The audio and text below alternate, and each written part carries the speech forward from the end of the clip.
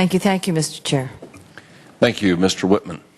Thank you, Mr. Chairman. Secretary Panetta, General Dempsey, thanks so much for joining us today. Thanks for your service to our nation, and thanks for coming here to discuss with us what we know to be some of the most important decisions that we all will make in a long time. Secretary Panetta, I'll begin with you. Your statement earlier talking about those 4 decision-making guidelines, I'm in full agreement with. Clear strategic priorities, making sure we have a ready, agile, and deployable force, making sure we have the capability and the capacity, as was spoken of. I think those are absolutely critical. As we look at that clear strategic program, plan, whatever you want to call it, for the Department of Defense, as you spoke of, there are going to be some risks that are out there within that decision-making framework. The question then becomes, as you are faced, both of you are faced with $450 billion in reductions in the next 10 years, is how do you calculate those risks? How do you make priority decisions in a realm that, as you said, is very dynamic, changes all the times, threats emerge, threats disappear? My question is this: as you look at prioritizing, can you tell us this?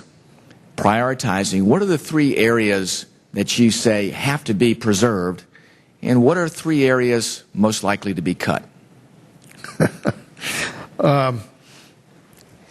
You know, again, it really wouldn't be fair to try to throw those issues out there, because we're really in the process of looking at all of those areas and trying to decide, you know, what as we deal with the threats that are out there, what do we need to confront those threats, and how can we respond, and where is it that we can seek some reductions? Now, you know, look, let's just begin with what I think is going to be, you know, something that is pretty clear. We're going to have a smaller force.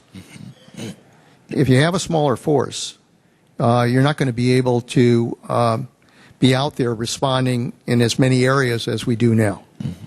So the decision then is going to be, you know, what are the areas we have to prioritize? For example, Korea. You know, we have a large presence in Korea. Korea remains a real threat. I think we've got to maintain that presence there. Are there other areas then, you know, where we deploy, for example, in Europe? We've got, you know, base structure in Europe that is pretty broad. Do we need to maintain all of that at the same time that we're dealing with these other needs? So you can see the kind of trade-offs that are going to have to be made based on the threat, based on the nature of the threat.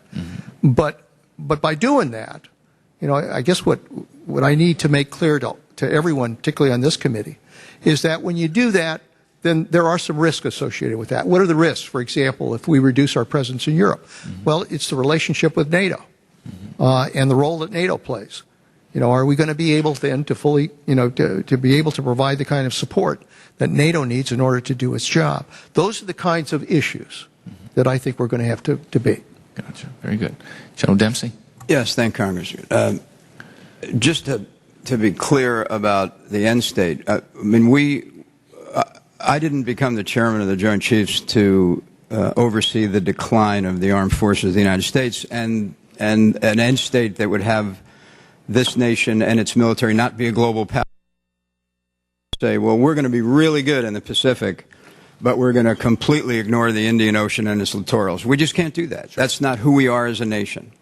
And so we will remain a global power, and the armed forces of the United States will remain the most dominant military on the planet. I mean, we owe the country, and we owe the young men and women we send into harm's way that.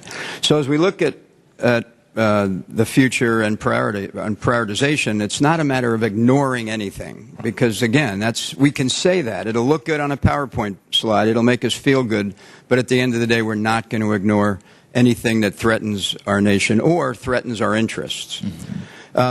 Risk is generally managed in terms of time. Right. Now, that's a kind of an indelicate answer. I could certainly flesh it out for you over time, but so if we were to say that we have to do 2, 3, 4 things at a time, we could add up the resources required, I could put a bill on the table for the SecDef and say, here's what we need, but I know you don't have that kind of, so you're going to take all the risk. I'm just telling you that. That's not where we need to go. Right. Where we need to go is say, look, there's 10 things we need to be able to do. these we can actually take some risk in terms of time, whether it's the time to activate the reserve component, whether it's the time to generate it. So time is the independent variable here, and we're trying to determine how to use it. Very good. Thanks, Mr. Chairman. I yield back.